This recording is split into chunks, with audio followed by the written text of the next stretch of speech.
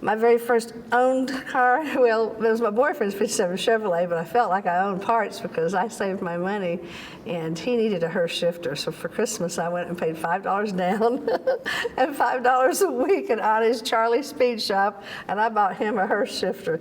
Well, shortly thereafter, I had to get him a Schiefer clutch. And then Edelbrock manifold, it goes on and on and on. But that was my first love affair, was with his 57 Chevrolet.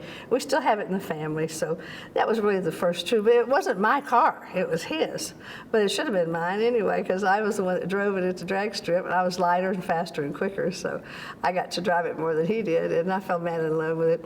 But the first car I ever really owned was when I was nominated and won Miss Hurst Golden Shifter, and that was my GTO.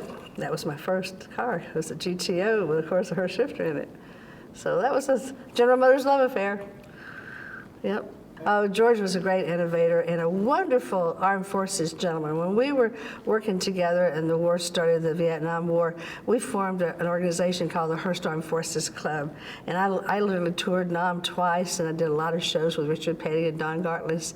But George was a Navy man, and so was my boss, Jack Duffy. I always called him the boss because he was the PR director. And Jack would include me in all the Armed Forces shows. I would fly with the Blue Angels. My Lord have mercy. Could you believe me flying with the Blue Angels? I flew with the Blue Angels. And I threw up all over the cockpit. But at least that made me a great soldier, they told me, because if you don't, then you didn't really get the gist of the thrust of the engines, I was told. But I got out laughing and smiling, and thank God I had on a jumpsuit. But we would do the ground shows while they would do the air shows. And then at Willow Grove Naval Air Station, I stayed over on a Monday, and I got to fly with the Blue Angels. And that started me into wanting to go more and do more with the Navy. So we did some Armed Forces shows and had Big Daddy Don Gartless on the USS Enterprise, run the top fuel dragster against the jet. I mean, we've done a lot of great things, but we were doing it for our armed forces.